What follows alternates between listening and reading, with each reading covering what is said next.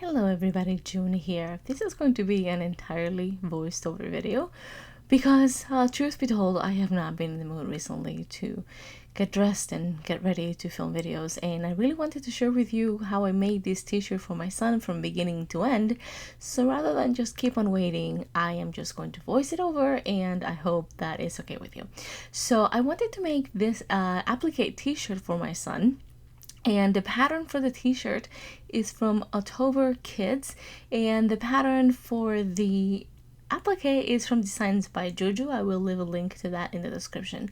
So an applique here is being done with fabric and in an embroidery machine, and what I'm doing right now in this clip is putting a template on the cutout front of the t-shirt for placement. Rather than wait till the very end once the t-shirt was constructed to do the applique and risk messing it up, I decided that I wanted to do the applique first and then assemble the t-shirt. And what I wanted to do was really test the applique, but also test a new attachment that I got for my cover stitch machine. So that is why I'm making this whole t-shirt.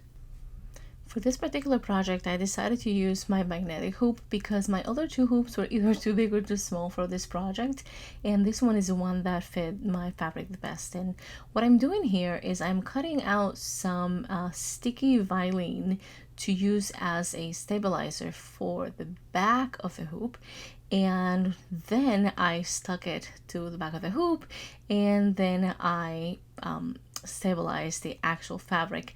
Now, as I found out later, sticking that Vilene to the back of my hoop was a mistake because boy did it stick to the back of my hoop. I literally had to run my hoop underwater to get all that stabilizer off. So don't do what I did. If you're going to do this, just put stabilizer on top of the hoop and just use your magnets and don't try to get all fancy.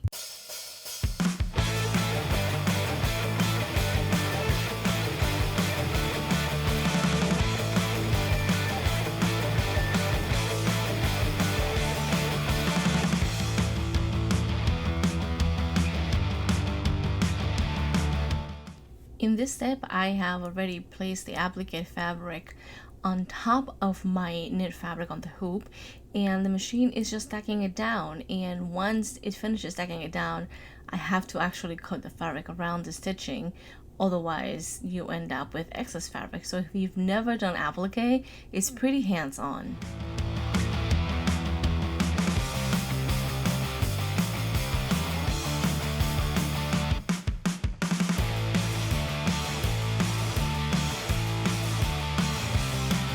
After the embroidery was done, I just removed the hoop from the machine and trimmed the threads on the back of my project, and then I proceeded to remove the stabilizer both from the fabric and from the hoop, and that's when I realized that I should not have used that sticky Vilene.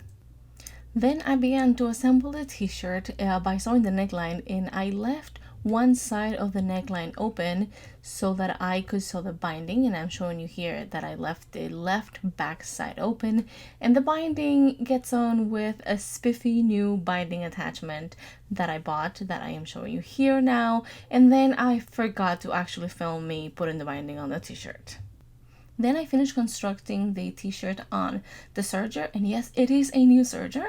And then I switched to my cover stitch machine to do my hems, and I'm using a top cover stitch, which is a special kind of stitch that my particular machine has and some others do, and it has this really good looking sort of hem on both sides of the garment.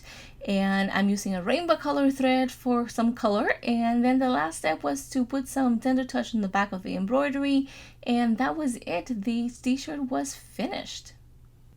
This is what the outside of the hem looks like on the top cover stitch, and my son really liked the t-shirt, and I hope you do too. Thank you so much for watching. I really appreciate you sticking around, and I will see you next time. Bye!